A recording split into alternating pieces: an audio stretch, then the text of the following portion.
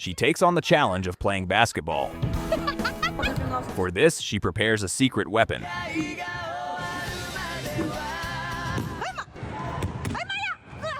But it's too much for her to control. However, she has another trick up her sleeve.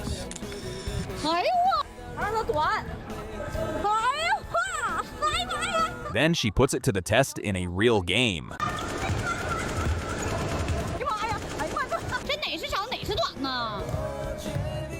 In the end, she pretty much turned into a snake. They go ahead with a swap. Finally, the basketball crew gives her a custom-made gift.